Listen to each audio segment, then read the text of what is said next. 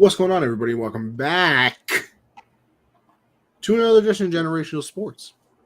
Everybody, and I mean everybody's favorite part of a Monday night. Favorite part. Even during football season with Monday Night Football, we're still your favorite part because you want to know why? We go live at 7, games live at 8. Why watch the pregame on ESPN when you could watch us? Exactly. I mean, unbelievable. Monday Night Raw, 8 o'clock. I'll even break down some wrestling right now if you really want me to. Okay. That's right. You feel me? I'm not really in tune anymore, but I got a lot of things in the bag. Multifaceted, some would say. I could break down, what was happening in, 2008, But I stopped watching around, 2011, 2012 is when I stopped. I didn't like it until about, probably, 5th grade. Really? Then 5th grade, I got into it. Got rid of it in, middle school. And now I'd probably say that I am a casual watcher. I'll watch the pay-per-views.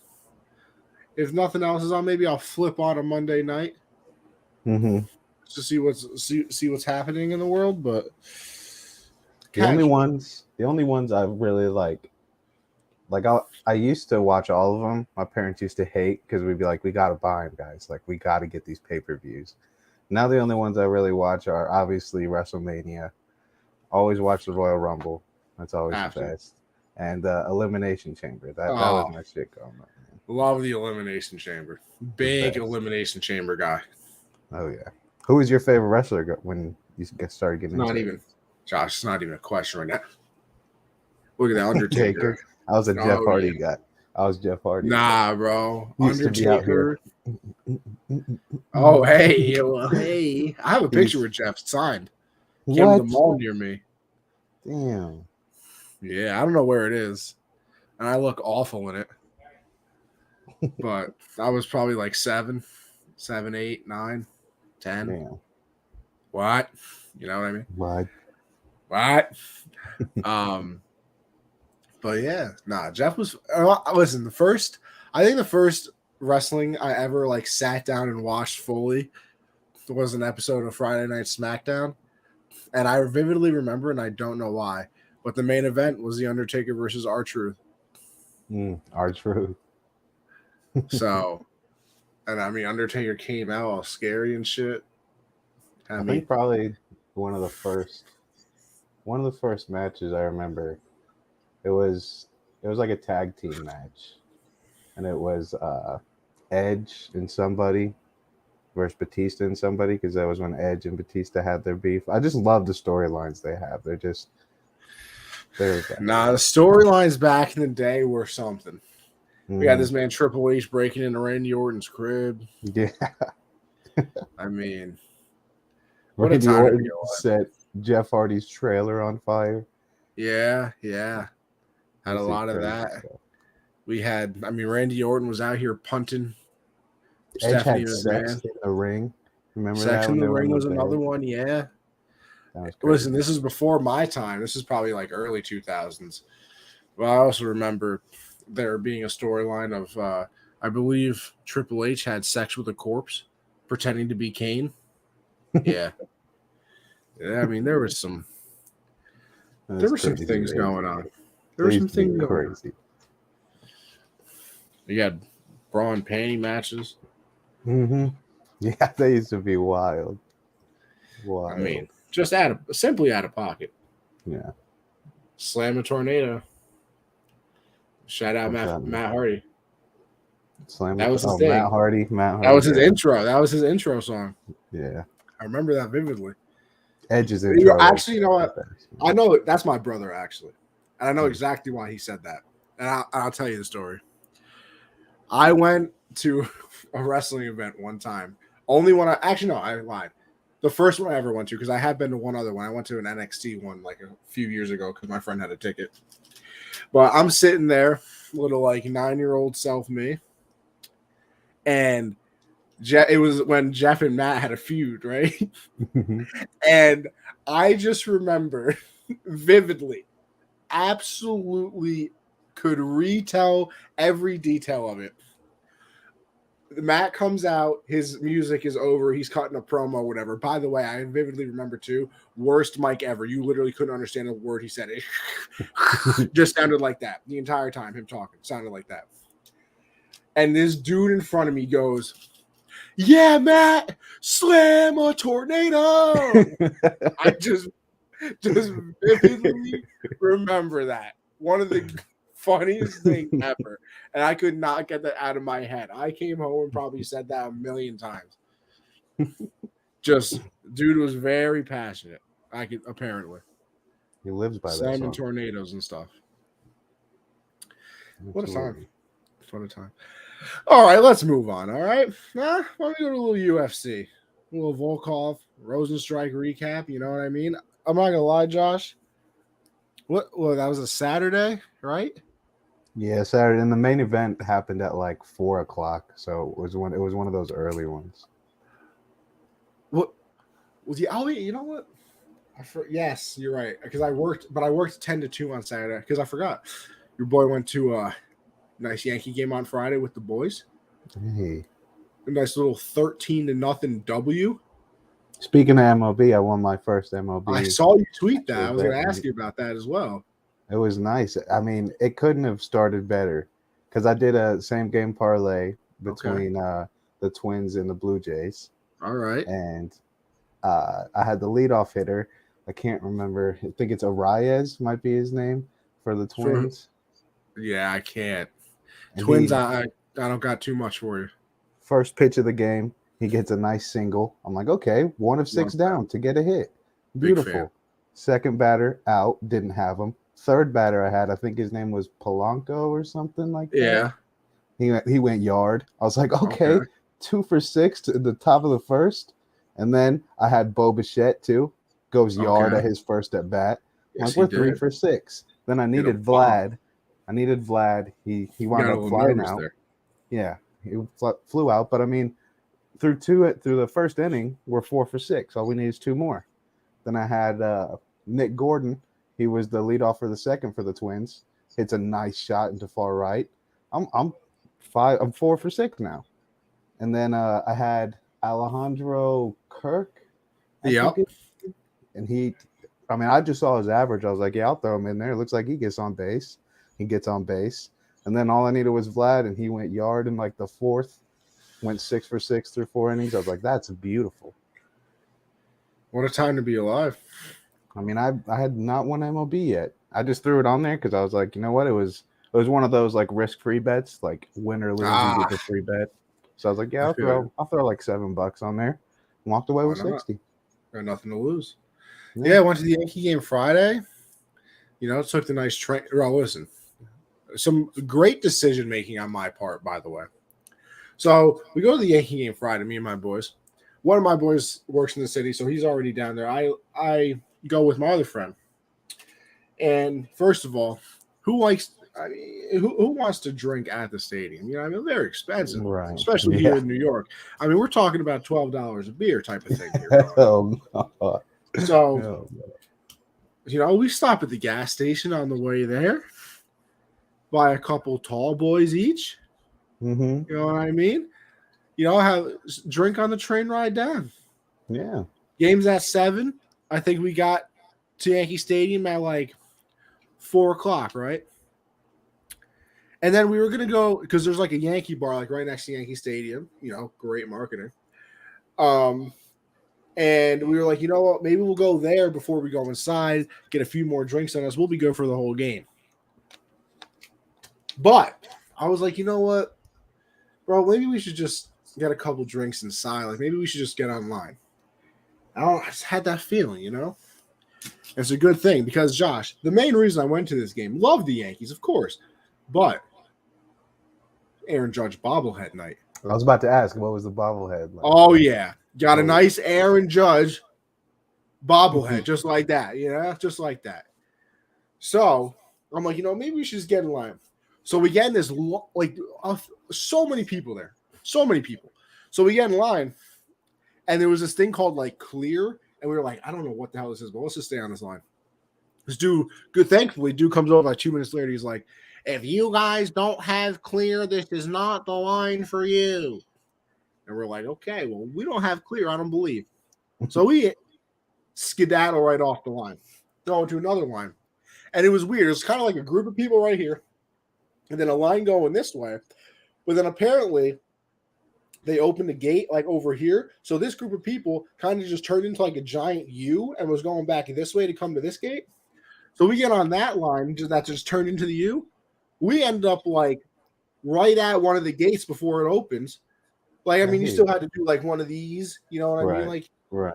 But we were probably first like 100 people on that line. That's hype. I mean, we got in there. The gates open at 5:30. I think we were inside the stadium 5:40. 5:40. We both grabbed the bobblehead, go to the seats, and just relax. Beautiful. Still buzzing too. Just fresh out the bar. A little. It kind of wore off by then. A little bit. So you were in that first line for a minute. The train ride down is also an hour and 20. Yeah. So, that's my problem too. I'm more of and this comes with anything. You hand me anything, I'm more of a chugger. Mm-hmm. That's why I don't like coffee very much, because people sip coffee. Coffee makes my stomach hurt. I'm not a fan of coffee. Because, bro, let me tell you something. I get a bottle of water down like that. Yeah. Fat glass of milk, of course, whole. Of course. Just down. So, I had finished both tall boys within about 45 minutes of the train ride. Nice. So let me tell you something. The last 15 half hour of that train ride, fantastic. Great times. Great time. I mean, it was something. But yeah, Aaron Judge went 4 for 5, hit a home run. So I got to see my guy hit a dinger. Mm-hmm. Anthony Rizzo hit a home run. Nice 3-run. Garrett Cole had a perfect game into the 7th inning. So nice. The stadium's electric. The Rangers also played that night. So like I think in between innings, they put the Ranger game up on the board, and that's when they scored their second goal to make it a 2-1 game. Yankee Stadium going crazy for that. I'm going crazy because I am now officially a hockey fan. Well, I say this, but I know I won't watch during the regular season. But, bro, I am locked in to this Ranger playoff run right now. Locked in. They're cooking. 2-1, should be up 3-0 right now. But they blow a 2-goal lead yesterday. Very, very angry about that. Let's see. Christian said milk gang in this bitch, obviously. White Russians are an underrated cocktail. Christian, see, I would agree with you, but my dad is a huge fan of them. Huge fan. So I've known them all my life. Big fan of them, Christian. Never had one. White Russian, beautiful. Little Kahlua, little Baileys. I think it's vodka in it too. And then you put a little milk in there. I'd assume vodka, with Russian in the name. I just feel like vodka's probably. Yeah, Christian, I know some milk. I don't know if my dad puts milk in it or half and half. I think both. Or not both, but like he'll do either one. You know what I mean? Right. HG, listen, Trout, struggle right now. Josh, my guy Trout, probably the best player in the MLB still. But I believe he's on about an 0 for 22 right now. Oh, that is the guy. The crazy part is I still think he's batting like 280 something. That is crazy. So if you're on an 0 for 22, 23, 24, whatever he's on at this point, and you're still batting pretty good. Yeah, listen, baseball's a very difficult game. Very difficult. All right, listen. Now we'll get back to you. See, I forgot that I hadn't told you I went to the Yankee and all that. I had to make sure I got that out there. But yeah, Rosenstrike and Volkov. I had Rosenstrike, you had Volkov. I was wrong. By the way, actually, I'm not going to say that. But how did you feel about the stoppage? I see a lot of people complaining about the stoppage. I did not have a problem with it. I didn't. Yeah, I didn't either. I think, obviously he wasn't out, but a couple more. Like he was not even clear. Like he was dazed. Volkov was piecing him up. It was going to get a lot worse. I think that was a great stoppage by it was Herb Dean. I think that was reffing. So that was a very good stoppage by him. But I want to say Michael Chandler was involved in the fight, but I'm not positive. And I might be completely wrong, but I remember one fight, and it kind of reminded me of this one of what I think what would have happened if he hadn't stopped it. Right? Remember I don't know who it was, but the person got knocked down, punched again, and then they got up and they started like running along the cage, and then the person hit him in the face again, and then they slumped out.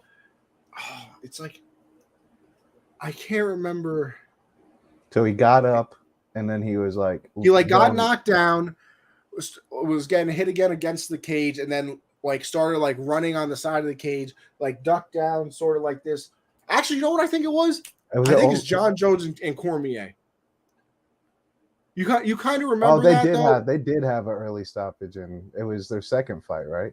Yeah, you remember that though, where like DC gets pieced up a little bit, and he starts like running away, and John kind of tripped him, and then like got on top. I feel like that's what was gonna happen if it wasn't stopped. Because if you watch the stoppage, I gotta keep looking at their names. I'm so stupid. Rosenstrike, like he starts getting up like towards when Herb Dean stops the fight, but I feel like if he starts getting up, Volkov is just gonna start underneath. So I mean, like I said, I didn't have a problem with it, and it didn't even look like Rosenstruck complained too much when they stopped it either. At first, he was obviously any stoppage. If you're I mean, who doesn't complain at a stoppage? I've never seen a fighter be like, "Oh yeah, that's a good one." No, he was gonna get knocked out, not a TKO, if Herb Dean didn't step in there. But I picked Volkov on the show last week, but I actually bet on Rosenstruck. I liked the odds on it, and I was feeling okay about it. Should have bet on Volkov by knockout, but I mean the main card as a whole in general was pretty good. I think there was three first round knockouts and a first round submission too. And then the Dan Ige fight was very good too. So I mean the whole main card was really nice. Volkov though, I mean just a beast. I mean he's 34 and it feels like he's, as good as he was when he first came into the UFC. He's kind of crazy right now, but yeah, Rosenstruck was going to get knocked out either way. I think it was a fine stoppage. Yeah, I mean, like I said, I don't really have a problem with it. Some people complain. I didn't really watch the rest of the card honestly, because like I said, I was at work when it started. But did you see the whole thing? Where was it? How are we rating it? I saw the whole main card. The very first fight on the main card was Alonzo Menafield versus some guy in his first UFC fight, and he had a really weird situation because his record was 23-9, and then like 2 days before the fight, they updated his record, and he was like 18-14 or something. Like so, it was really confusing. Like, is he good or is he barely above 500? Like, where is he at? And then you look at his transformation because he hadn't fought. This was his first UFC fight. He hadn't fought since like December 2020, and he just looked like he's been on roids ever since. And yeah, he got pieced up. He got put in a crucifix on the bottom. Crucifix is probably the worst. That. Yeah, that's probably the worst position you could ask to be in the UFC. And yeah, he ate some elbows and very interesting. And then who's the women's champion? She's fighting at 275. Valentina Shevchenko. Bro, she be putting everybody in the crucifix.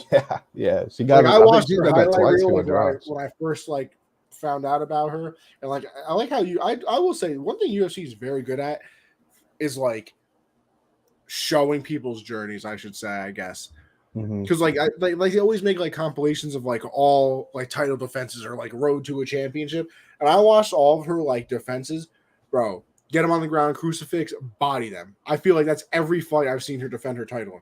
I'm like, damn, bro. Yeah, no, she's crazy with that. I think she's finished Andrade twice with that in their 2 fights. So, I mean, yeah, she's crazy. But we can talk about 275 now. Obviously, Glover Teixeira, he's like, what, 46, 47? 94, probably. Very old man. Finally got the belt against Jan Blachowicz. And you said you think he's going to be a short title reign. Very short. You know what you said? Yeah, it's very interesting because Yuri Prochka, at least I think that's how you say his last name. Couldn't tell you. That's just my best estimation. It's spelled pretty weird. But like when you think of title contenders, how many fights do you think you should have like in the UFC? In the UFC? before you get a title shot.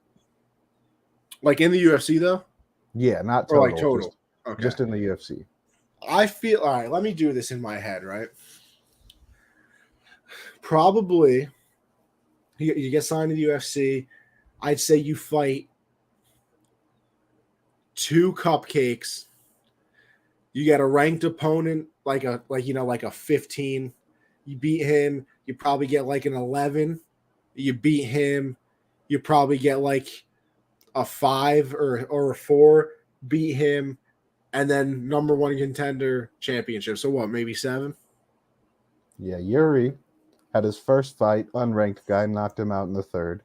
His second fight, Dominic Reyes, top 10 ranked guy, spinning elbow knockout, and those are his only 2 UFC fights. See, that's wild to me. Heading into this fight, he's only got 2 UFC fights under his belt, but they're very impressive wins. I mean, he's a beast. So I think he's going to win this just because, I mean, that's the problem. That's why I agree. I think you need at least 7 to test you against different types of fighters with different experience, and just see how your longevity can be, on quick turnarounds and stuff. But I mean, only having 2 fights and then being very impressive wins, like the spinning elbow against Dominic Reyes, like I think it was pretty popular when it happened. It's the guy with like the long ponytail. Yeah. He had Reyes against the cage and he was piecing him up. He only has 2 UFC fights. Only 2 UFC fights. Is there somebody else that had hair like that? There are a few people that have. I feel like I've seen somebody that looks just like him, but mad long ago. Yeah, I don't know, but I looked at it. This is his 3rd fight in the UFC. At least recently, he might have fought a long time ago in the UFC, and took a break for a while. But he's either was out of the UFC for a long time or this is his first stint. But either way, only having 2 UFC fights recently. I mean, Dominic Reyes is impressive, but the first one, I don't even remember the dude's name that he beat. But, and Glover Teixeira is kind of the exact opposite. He made his debut in 2002. So, he's been doing this for 2 decades now. So I think it's going to be very interesting. I'm rooting for Teixeira. Very much am. It'd be crazy if he could have this, title run until John Jones comes back. Like, if he just found a way to hold on to the belt, beat Yuri, then beat Blachowicz again. That'd be crazy. But I don't know. I think Yuri's probably going to win this one just because his stand-up is so good. If Teixeira can get him to the ground, I think Teixeira's probably going to win. But Yuri's also pretty good in his ground game. So it'll be a good fight to see. And then, like you said, we have Valentina. Well, actually, who are you taking in? I'll take who's the other dude? You just Yuri said his name. Proc. Yeah, give me Yuri. Shout out Black Ops, Call of Duty Black Ops too. Yeah. It's actually spelled Jiri. Yeah. First I was saying. Yeah, see? Before I watched the video, I was just saying Jiri, but it's Yuri. Before you go, Josh, Dustin said depends on the fighter and how fast they want to go up. Also how thin the division is. A lot of these guys are slowing down to the move up for bigger contracts before they go up to the top 15. Yeah, that's a valid point too. I mean, shit, if you got somebody that's beating somebody and your division is trash, why not make a superstar out of somebody? Yeah, I mean, Yuri's definitely one of those Monique is here too. Oh my god. Look at that. Perfect time. We're talking about UFC 275. Get the whole Dustin UFC got some good points, of course. Look at that. The whole UFC team in here. Now, Josh, now we have to talk like we know what the hell we're talking about because they're going to judge us. They're going to judge us. Well, I don't know anything about see, now I'm afraid to pronounce the name because I feel like I'm just going to get listen, names are fine. These names are out of pocket. I can barely say my name, okay? All right, obviously Valentina Shevchenko, the champ, taking on Taila Santos. I think it's Taila. Sounds perfect to me, honestly. Yeah. So Santos. Josh, and by the way, you probably could have told me that she was taking on St. Mary. I'm still taking Valentina, by the way. Yeah, I'm taking Valentina too. I mean, Santos only has 1 loss on her record, I believe. Yeah, don't care. 4-0 in her last 4, I think. So it's everyone's going to be on Shevchenko, but I mean, we've seen it recently. Rose lost the belt. Nunes lost the belt. can't. I mean, these women division fighters, the divisions are getting so good in the women's like part of the UFC. So I still cannot believe how bad that Rose fight was. That was the biggest waste of 25 minutes ever. The worst, man. That was. I would have rather I would have watched a YouTube video. Luckily, Oliveira put on a show right after that, or else those last two fights. I still kind of wanted Justin to win that. I'm not going to cap. He did not look like he wanted to win it, though. He was looking rough out there. But that's just Oliveira, too. I think that's just the Oliveira effect, though. This man said, you just knocked me to the ground? Yeah, come get me. He said, no, I'm good. I'm good. Yeah. But, yeah, I'm going Valentina, too. And also, Zhang Wei Li is on this card. Fighting. I don't know who she's fighting. Isn't she fighting? Bro, she fought her the first time. She got the big ass knot in her head. Isn't it Joanna? I think it is Joanna. Yeah. See, by the way, I'm going with Zhang Wei Li, by the way.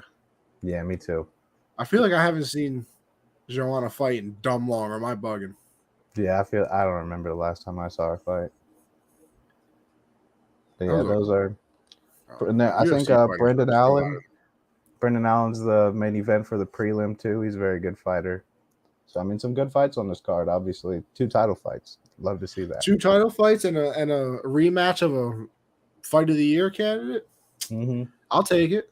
I'll gladly take it. Let's see. Monique said, "Be on the watch for Karine Silva in the flyweight division." You guys, she's called a killer for. She had a first round submission Saturday. Yeah, she's crazy with it. She's crazy. Okay. Matt, how we doing, brother? And then Justin said he can't stand Joanna.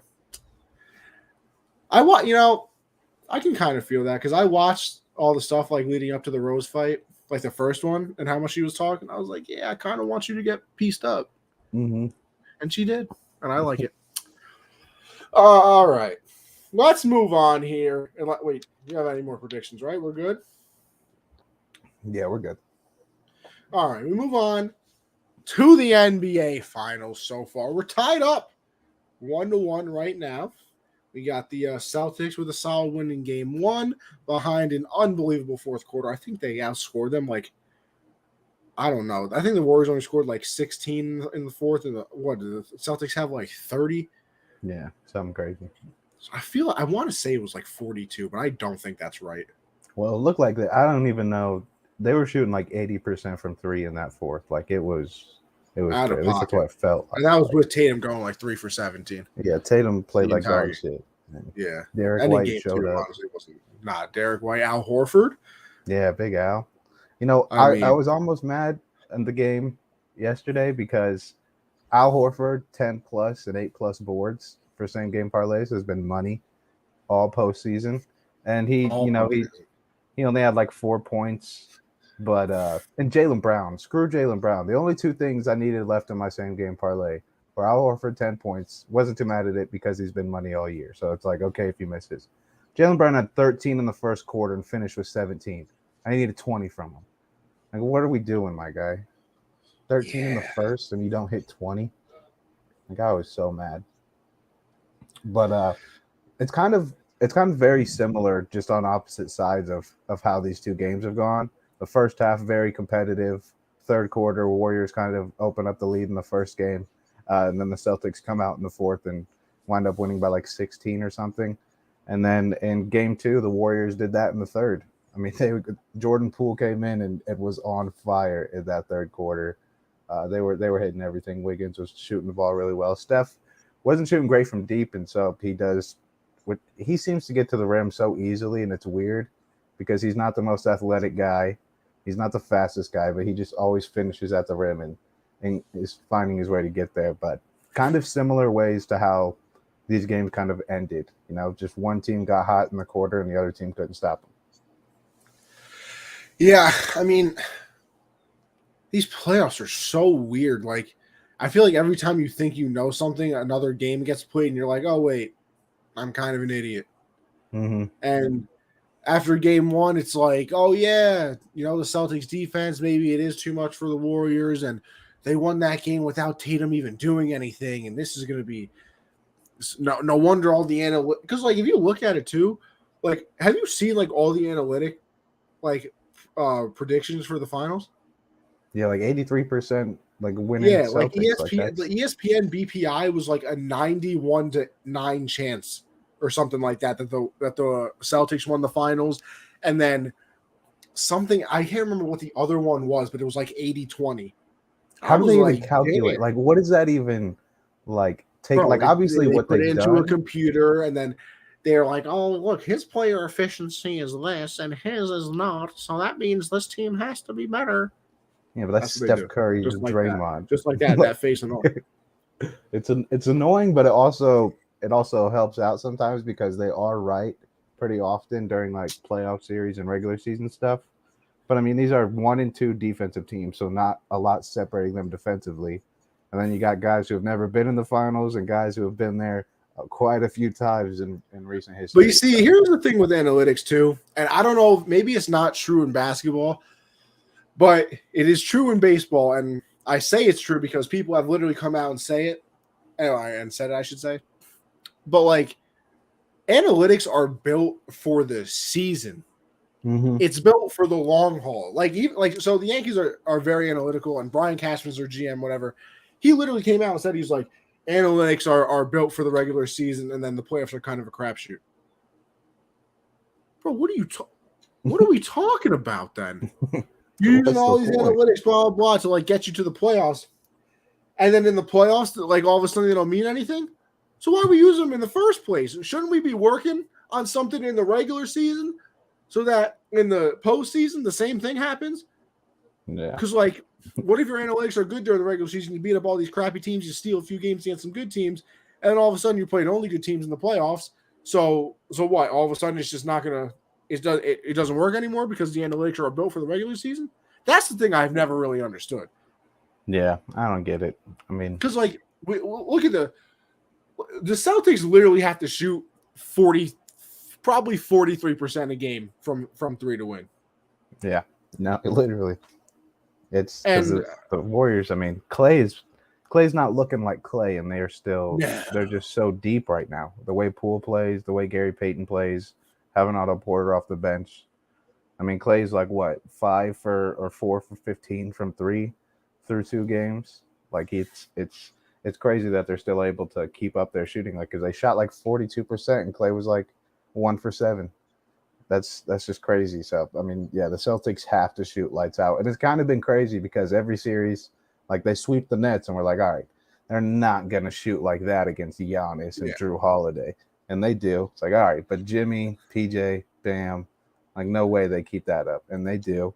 And then they do it in game 1, and they still do it in game 2. But the Warriors are just they have like a healthy team, which is something that the other side didn't have in the East with offensively. Like obviously I don't like making excuses or putting asterisks next to anything Boston deserves to be here, but the Warriors had a cupcake path kind of, and so they didn't really have to do too. I mean, Denver was banged up, so they didn't have to do too much. But I just think this Warriors team. I said I have them in 5. I still got them in 5, man. They still get to go back and win it at home. So. Christian said the Warriors got to be planning a mega trade with Clay and those young assets plus picks. They can't. They will never. I don't think they can move on from Clay. That's what I was going to say. First of all, I don't feel like they could ever trade one of the Splash Brothers. I feel like people would lose their mind. No. I mean, unless Clay this playoffs, just like say in the finals he averages like 10 points and is giving up buckets on the defensive end, then people would probably be like, all right, listen, Clay, what a run. Appreciate you, brother. Love the headband and all that. But I'm gonna need you. I'm gonna need somebody else. I think even if his slump continues all the way through the finals, and like people try to blame him if they do lose it, I think the Warriors will still look at it like, hey, he's coming off of a crazy injury, so he's playing right now. Let's give him a whole off season, then give him a whole season, and then if he still sucks, then maybe consider it. But I mean, he helped you get to the finals again. Like you can't you can't give up on him too soon. And I love the team that I think you stick with the guys that have gotten you 3 rings, and you let the young guy. I mean, we haven't even seen Moses Moody play yet, and he was like he was a lottery pick. We barely seen Kuminga play. I mean, they got a couple 20-year-olds ready to take over. There's no reason to move on from the older guys until you have to pay the younger guys. But you got these rookie contracts. Keep your guys together. Let the young guys develop. I mean, they're in a perfect situation. You couldn't. I don't know what the mega trade for the Warriors would be anyway, though. Something like Gobert. Something like if Zion wants to trade. Something like that. Yeah. But I don't see that happening this offseason. Unless they won 8 or Can I say something that's going to piss people off too? I would trade Draymond way before I traded Clay. Nah, I wouldn't. Bro, I understand the defense and all that, and he brings the attitude. Wah. I just don't see what everybody loves about Draymond, bro. I don't understand. He's a winner. Well, bro, wasn't he like 2 of 12 in the first game with like 6 points? Yeah, he sucks at shooting the ball. That way, don't put the ball in his hands. But outside of that, he's good at everything else. Getting the players' heads, energy guy. I know that's all right. That's another thing. Have you seen the graphic of like stats, and it's like gym rat, like it factor, it's all 99s out of 100. That's Draymond. Like you got the Intimidator badge, Hall of Fame. His shooting stats are all at 25, but everything else is 100. They're $260 million in taxes. They got to move a big contract. Warriors are making plenty of money. But we know salary cap is fake in every league. It's fake. But they do. I mean, them and the Nets had to pay like 280 luxury tax. The rest of the league combined only paid like 200 million. So like they do have big contracts. But listen, as long as you're willing to pay it, it probably don't matter. They got those 3 guys on multi-year deals, and they got Poole, Kuminga, Moses Moody on rookie deals. Like they got 6 guys who can play. Exactly. You can go over to re-sign players, and that's what they've done. Because those guys have been there for a while, so they get like the bird rights, I think it's called, or something. I mean, I don't know. Maybe Draymond some young assets. If there's a deal out there, go get a center.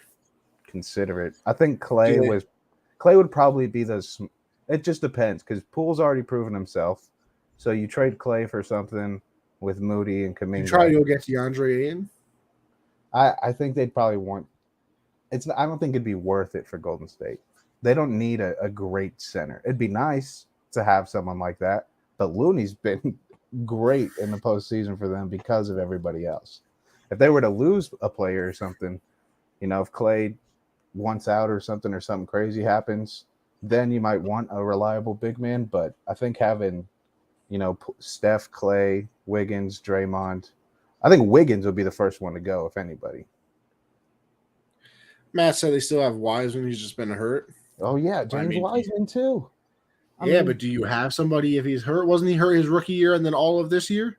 Yeah, we haven't seen him play yet because they haven't been rushing him. Posted a flick of the Western Conference Championship. What'd you do to get? You were just in class that day. You were there by mistake. He played like 6 games this year, I think, or something. Yeah, bro. Yeah, I like Wiseman a lot, man. I like him a lot.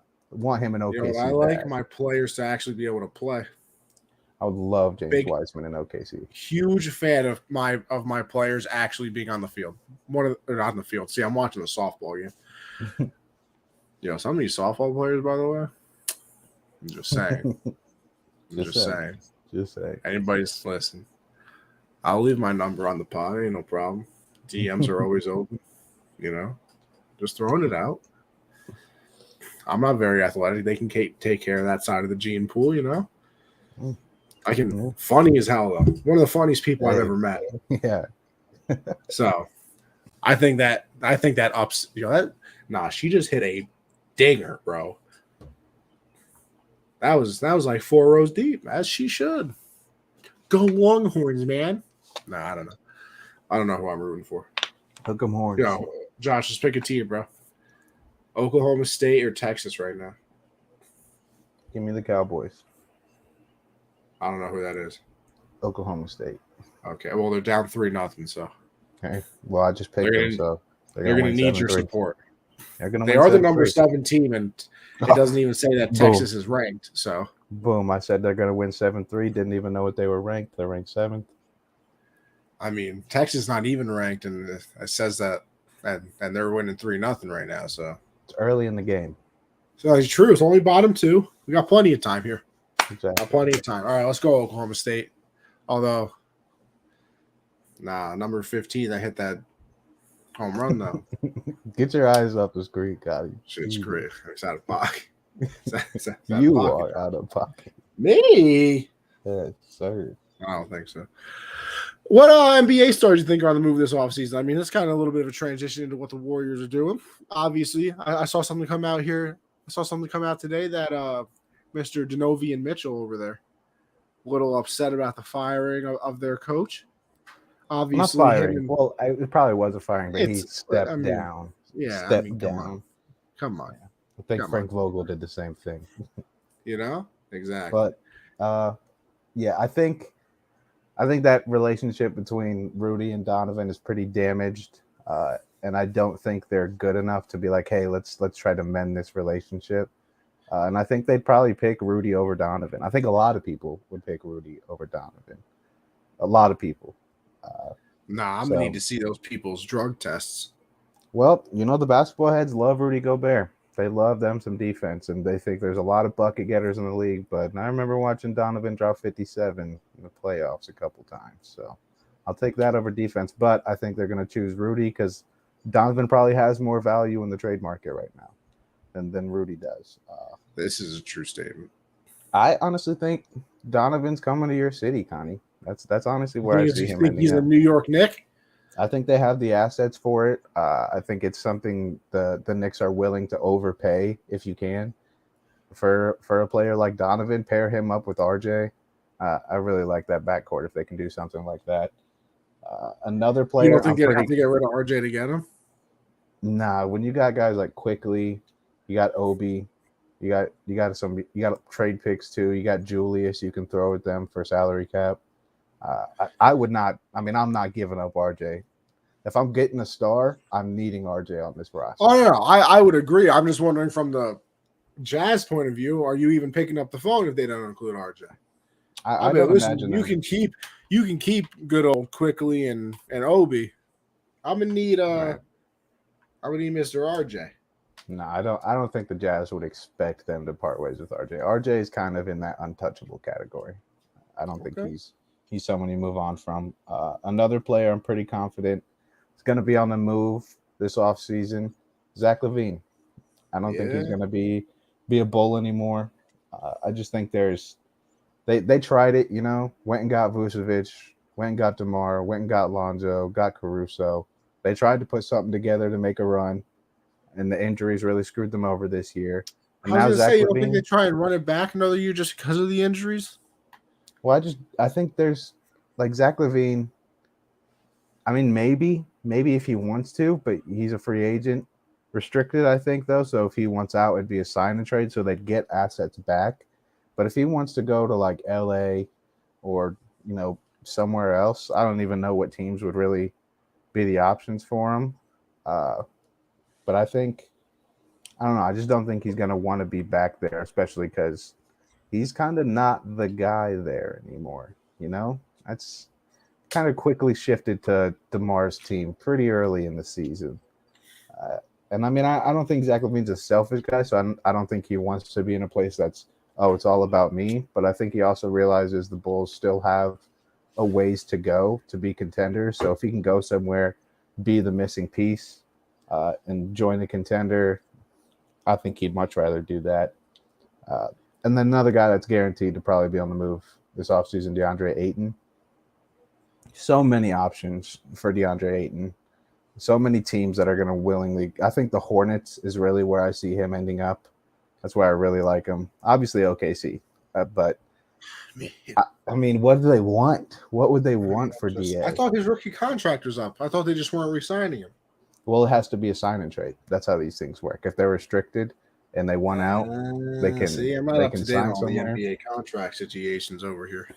Yeah, they can sign somewhere, but they're still technically, because like if he signs a deal with the Hornets, the Suns can match it and keep him. They just get the rights to do that. But obviously teams aren't as annoying and mean to players as they used to be. So they're like, hey, we'll let you go, but we're gonna need a little something in return.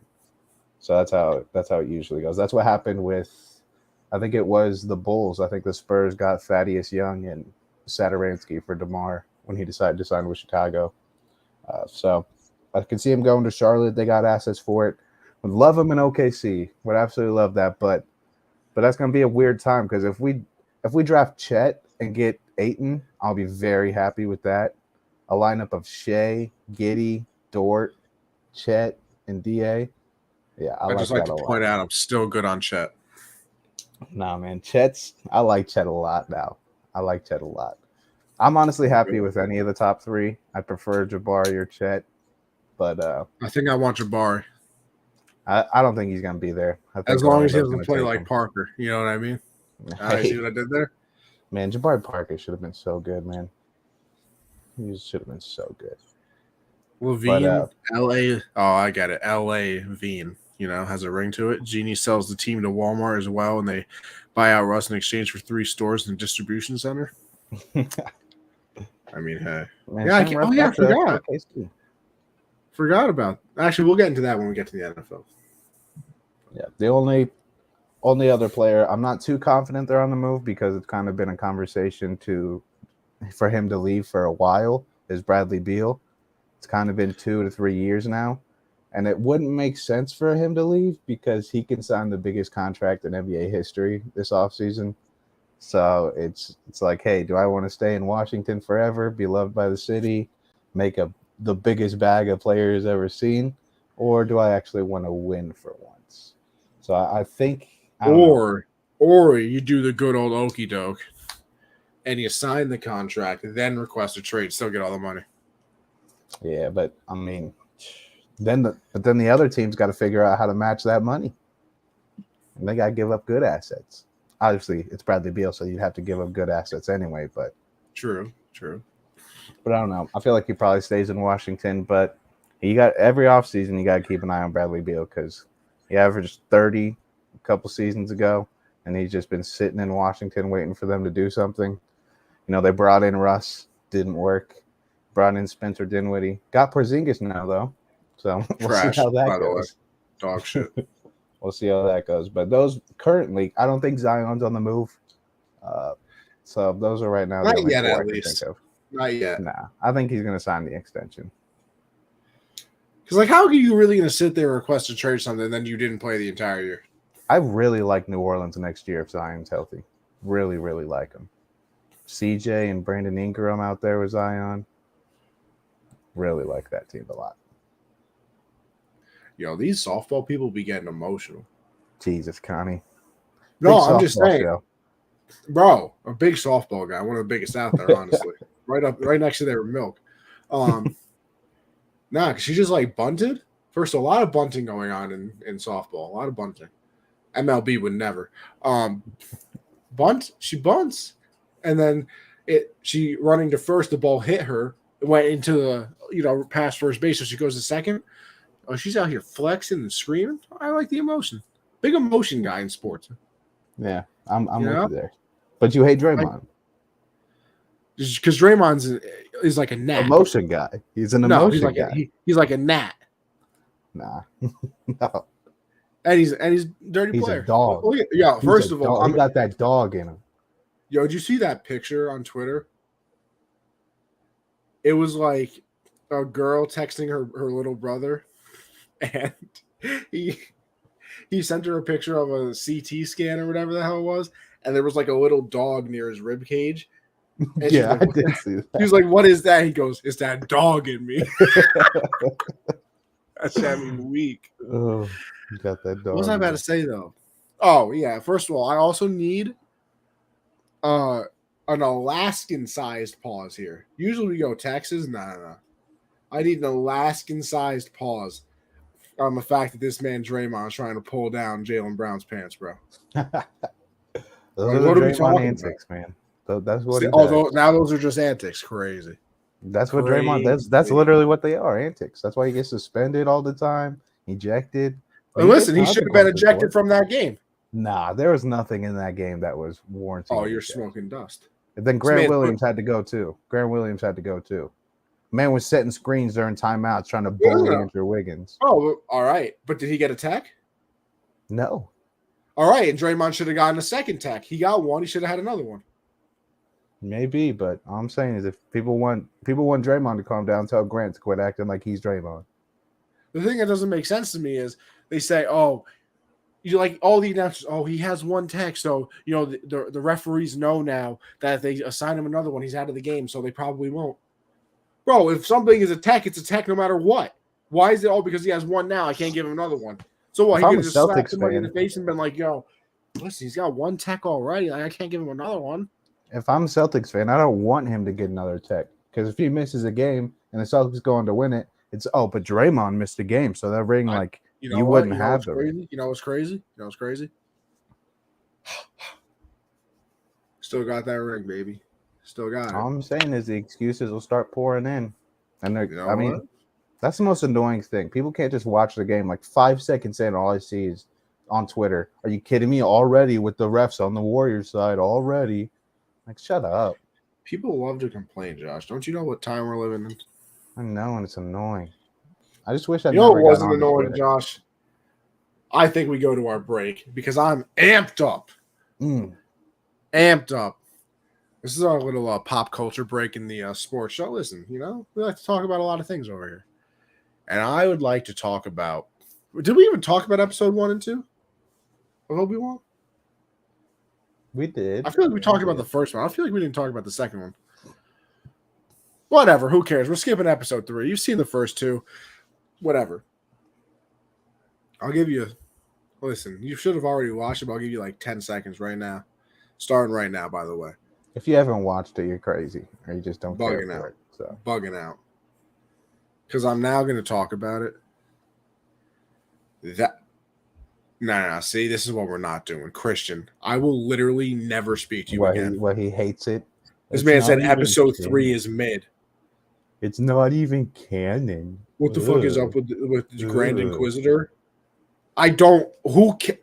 That was the greatest 47 minutes of Star Wars ever. Ever. And I'm not even exactly. No. I'll say ever, bro. Seeing Luke with Grogu and Ahsoka, that was the greatest. And then Cat Bane at the end, that was the greatest episode for me. No. We saw Obi-Wan, wandering around a little bit, trying to, that Luke hallway scene was gas. Listen. Yeah, that was gas too. I mean, yeah. The whole episode, though, we see. First of all, listen, from a storytelling standpoint, beautiful episode. Mm-hmm. The tension through all 47 minutes. Got this man on a planet. They got stormtroopers there. They're like, oh yeah, bro, I'll pick you up, no problem. No problem.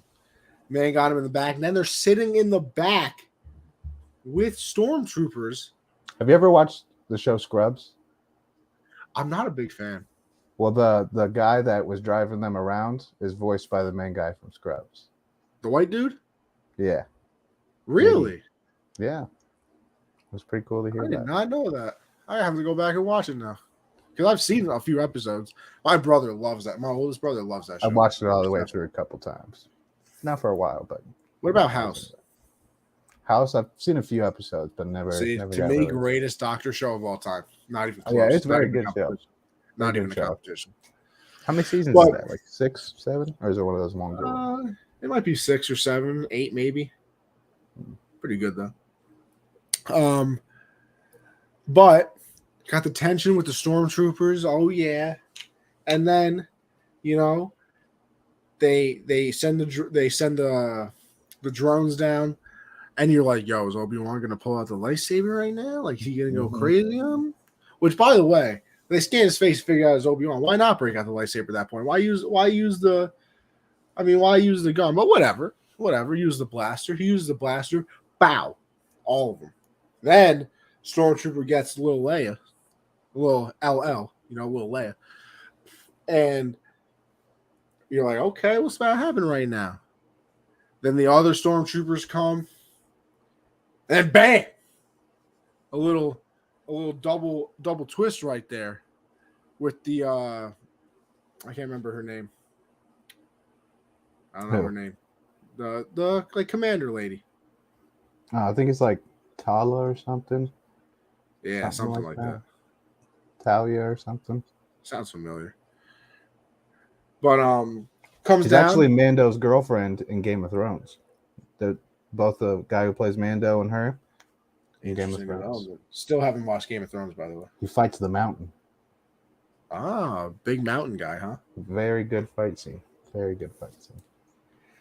She comes down, blasts him, takes him to a little hiding spot, and then the greatest 10 minutes of Star Wars ever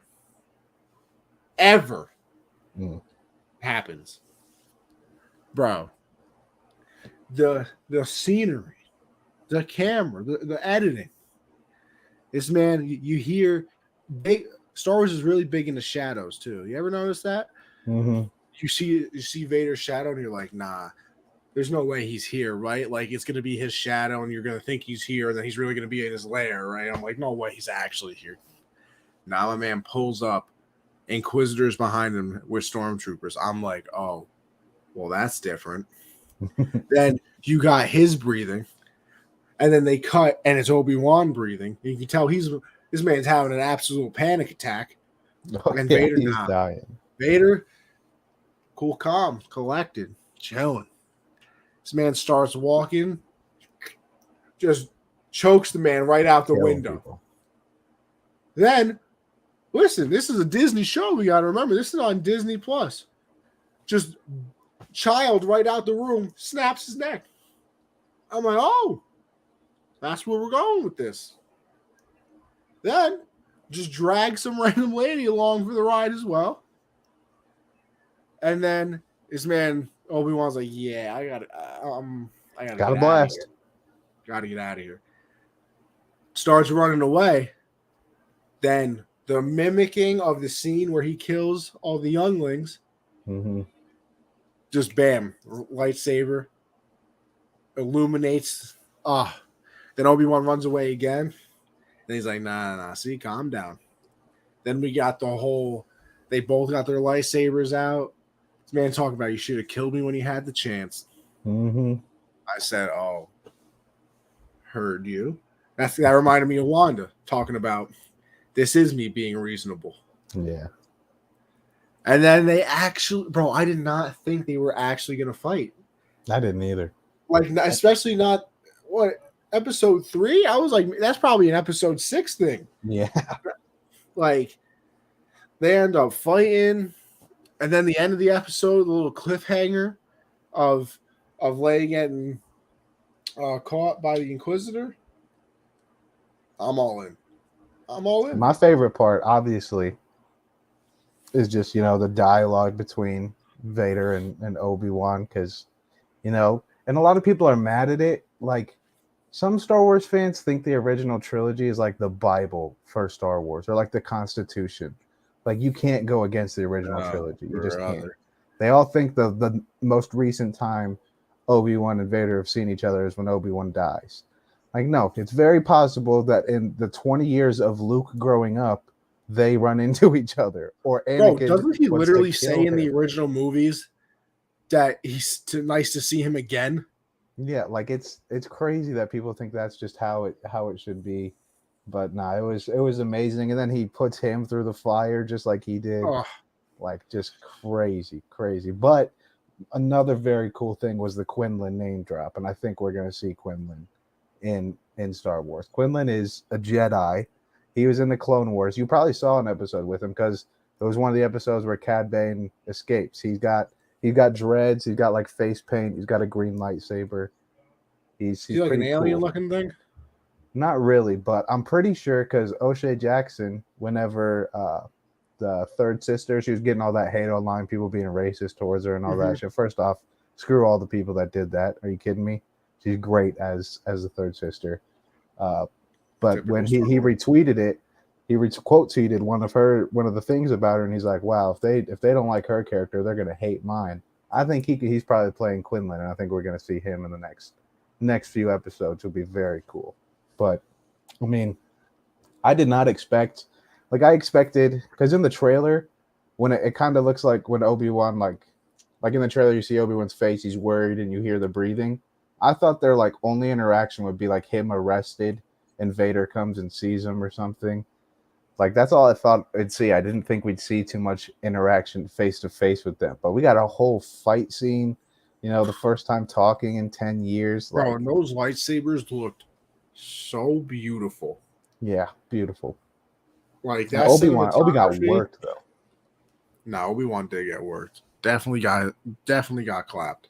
Yeah, got worked for sure. I mean, and it's very interesting because seeing Leia, like when they were on the whatever they were driving on to try to get to the spaceport, and she was like, "I wish I could just see what he looks like," and then she actually sees him without actually knowing it's him or anything. I was like, "Damn, that's tough for Leia." No, she doesn't see Vader, does she? She was looking out the door when he first showed up, but I thought that she was in the tunnel by then. Because I think when Obi-Wan saw Vader, he told her to go. I think that's when he told her to go. Or it might have been the Inquisitors, but just for her to be in the same area as him like that, it's kind of crazy. But yeah, I mean, insane for just a third episode. And they said they're doing a season 2 already. They did? Yeah, the season 2 is coming, so we're coasting now. Wow, I didn't know that. They said, but they didn't say whether, like, it was weird how they said it. Like, they said there's going to be more Kenobi, like another something, but they didn't call it a season, or I don't know what they're trying to get at, but they didn't clarify that it's a new season. So I don't know if it's going to be like a movie. Bro, give me a Kenobi movie. There.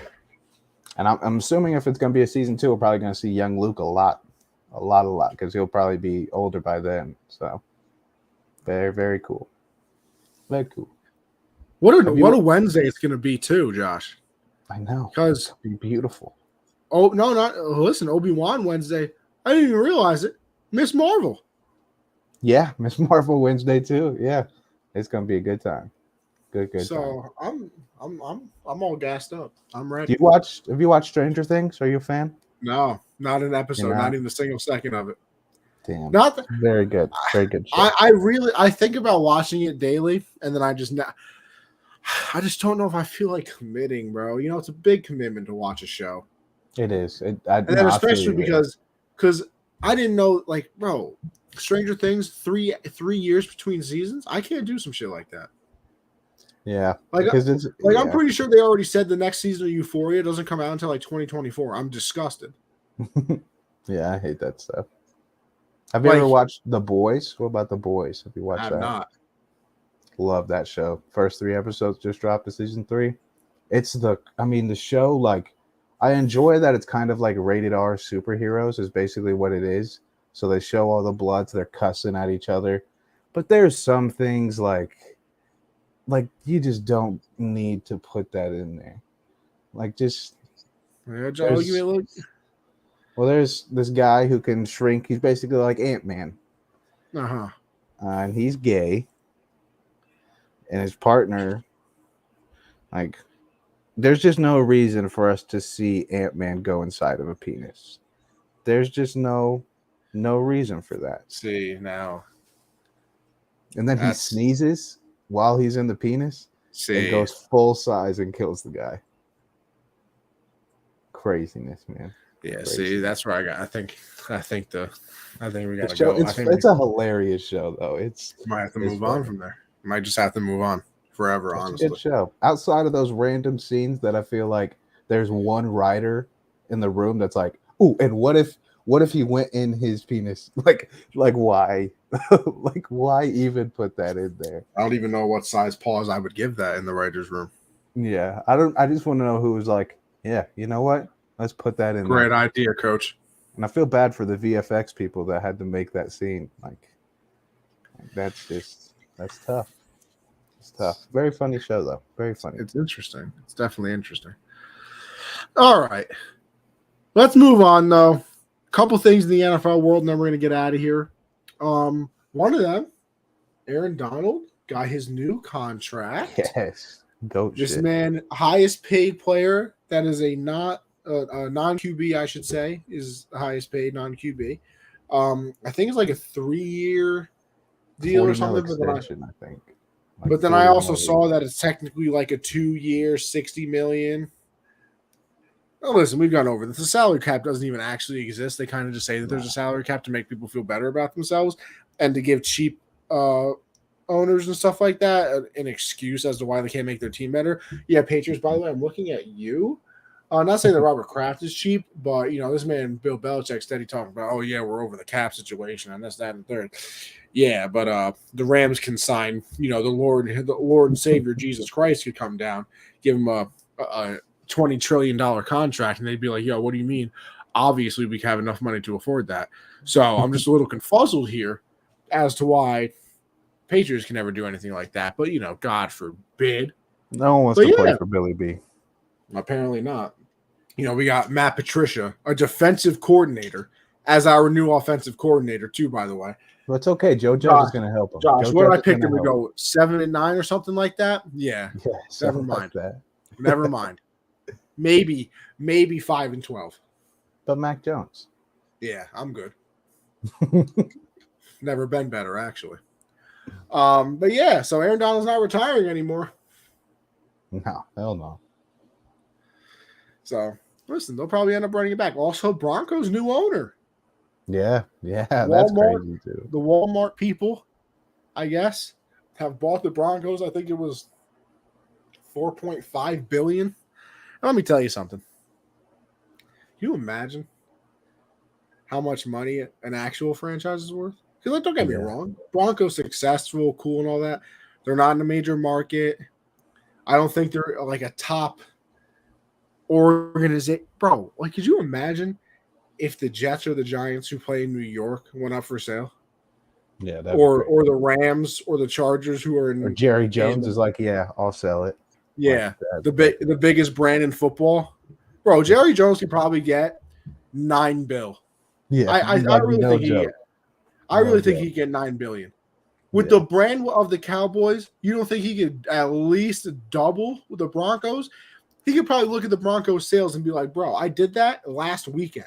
Yeah, like that was preseason week 1. Like, we'll do that every week. Would. But yeah, Broncos new owners. I'm excited. See what they do. Very interesting. Did you see the video? Did you see the video of Russ, the Broncos country? Let's ride. Broncos country. Let's ride. Broncos country. Let's ride. Let's ride. Broncos country. Let's ride. Well, the most awkward video I've ever seen. Yeah, that was very weird. Very weird. And I don't think he nailed any of them. I think they probably not a single one, honestly, Josh. Need to do a couple more takes. Like, you got to hit him. Listen, ready? I'll do it right now. Ready? This would be me if I'm Russ. Broncos country. Let's ride, baby. That's me. See, right there. Killed it. First take. We need another take. Nah, I can't do it again. I need one of you. I need you to do it, actually. Nah, see, I don't do that. See, I don't know. That's not me. I think, a little Broncos country. Let's ride. Yeah. See, I'm not a Broncos fan. I'm not a Broncos fan, so. Panther Nation. Let's pound. No, that is not it. It's actually keep pounding. Oh, yeah, okay. Let's pound. I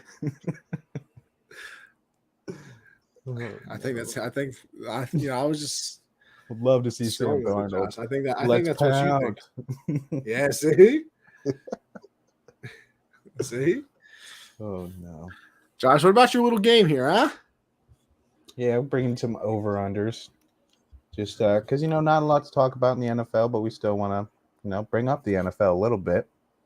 But this one is 2 of the 3 Patriots focused. Oh. Patriots focused. So we're going to test that, but we'll give you a warm-up, Just a little one to get you, back in the groove. Just to get the wheels turning. Yeah. We're going back, flashback 9 years ago, 2013. LaShawn McCoy. On the Bills. I don't know who. I think this might have been his last year in Philly. Still Eagles? Okay. Yeah. I don't think this was Bills LaShawn, but his yards over under 1,400 yards that season. I'm going to go over, especially if it's his last year with the Eagles, because I remember people being very upset that they let him go, and I'm pretty sure he had a nice season the year before. It is over. He was actually the leading rusher in the league with 1,607 yards that season. Shady McCoy. Wow. Continuing his great Yo, season. let me tell you something, though, before we do move on. Prime Shady was a problem.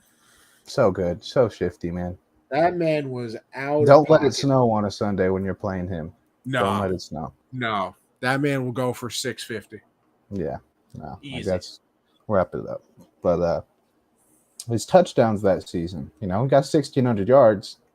You got to have a lot. You're getting touches. 2. Over under 11 touchdowns. I'm going to go under. I think he got like 4. He had 9. Still a decent amount of touchdowns, but yeah, not bad. Not 11. And now that's it for Shady. Move on. Go 2 years later after Shady goes off for 1,600. Okay. Man who might be retired, might just be waiting for training camp to almost be over like he normally does. Mr. Rob Gronkowski. Big Rob guy. 2015. Over under 1,200 yards. 2015. Let's see. What was the last Patriots Super Bowl? 2019? I think so. 18, I think. 18. So we're talking 2015. See, the problem is I just got to figure out if that was one of his injured years or one of his years he was, I will tell you now, I would not put an injured year on here because I feel like that's kind of cheating. That's cheating. So a healthy Rob Gronkowski, what was it, 1,500? 1,200 yards. 12? Oh, yeah. I'll go over. It's under. 1,176. 1,176. Okay. Still made All-Pro that year, though. Still made All-Pro. I mean, yeah, that'll definitely do it. Still a solid season. And we know he gets touches in the red zone. I mean, that's where he eats. That is what he does. Can confirm. Touchdowns. Over under 8. 8 tutties.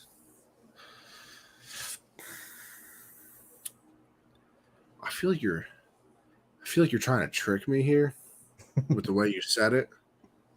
Well, he's a red zone threat. That's what he does. I know, but I feel like you're tricking me. So I'm going to say under. Maybe he got 7. He had 11 touchdowns in 2015. 11 touchdowns. Maybe now, protein should have known. Patriots teams wouldn't be fair to do this without bringing up your father. It just wouldn't be fair. The legend himself. The year before, Gronk had 11 touchdowns. Actually, I think he might have had 11 touchdowns in 2014 too. I think it was similar. But 2014, Tom Brady, passing yards, over under 4,300. 2014? Mm-hmm. That was a Seahawk year, I think. How many yards? 43, you said? 4,300.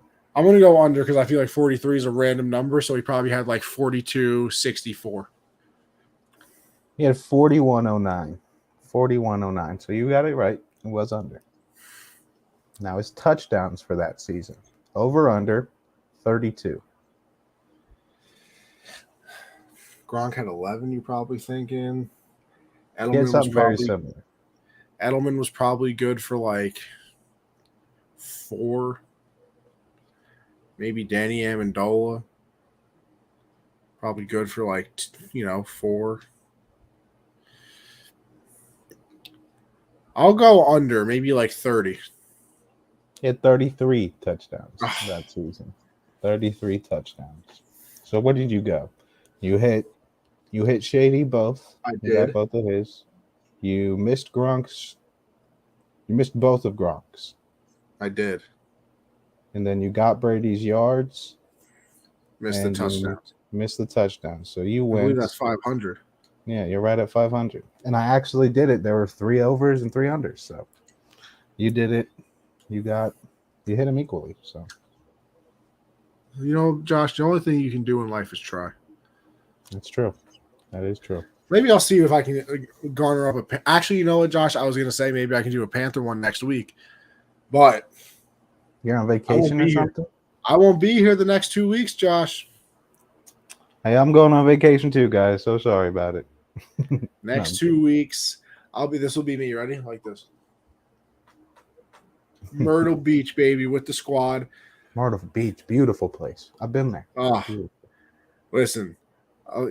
First of all, listen. We're ending the show there, but I'll listen. Ready for this? I get there the 13th, right?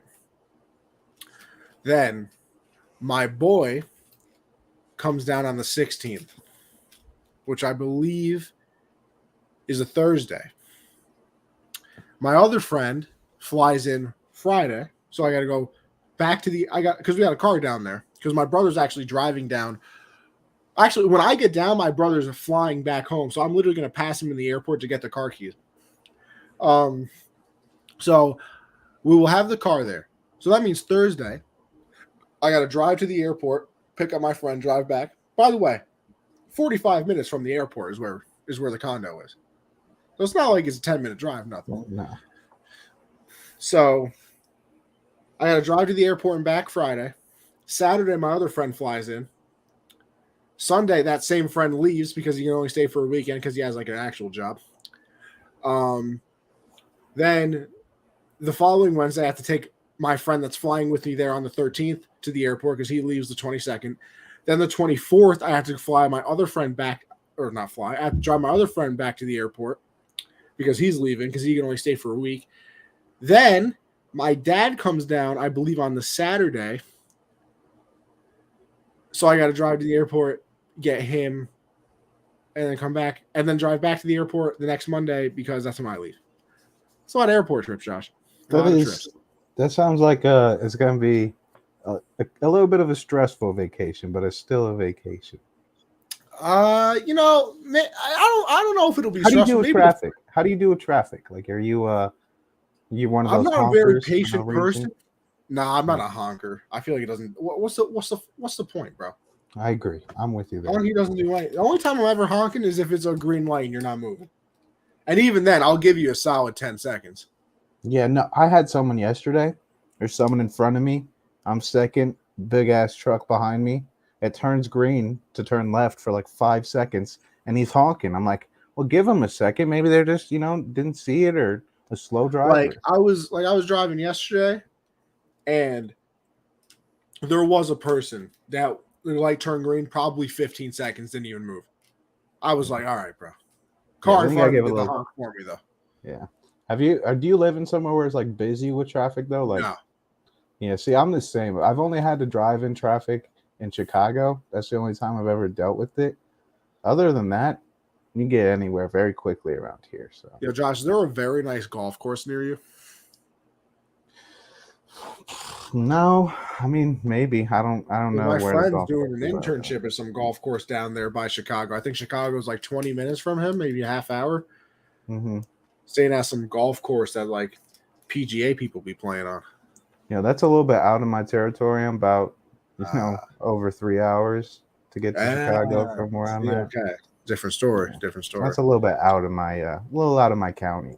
But yeah, like the only time I ever deal with traffic is like usually like when I have to go to the Renegades, I have to cross a bridge, and I wouldn't even say, like I think I've only run into traffic one time so far, and like when I went to my community college, I had to cross a bridge too in the mornings. Sometimes it got pretty bad, but like traffic would be like it taking 10 minutes to cross the bridge instead of it just driving across. Like I've never been in like bumper to bumper. I'm sitting in traffic for an hour. Yeah, I've only been in that one time, but I wasn't driving. But there was only one time in Chicago where it got very busy, and there was a time last year when I went down to Myrtle though, when I was driving my friend. We were going to the beach and driving across the intercoastal. We might have been in traffic for like 25 minutes, and I was like, bro, it's literally like 2 miles away, bro. I was like, how is this even possible?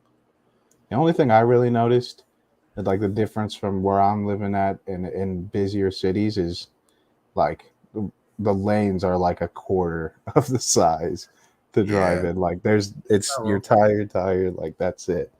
very small, and lots of country around here. So it's just a lot of dirt roads, a lot of gravel roads.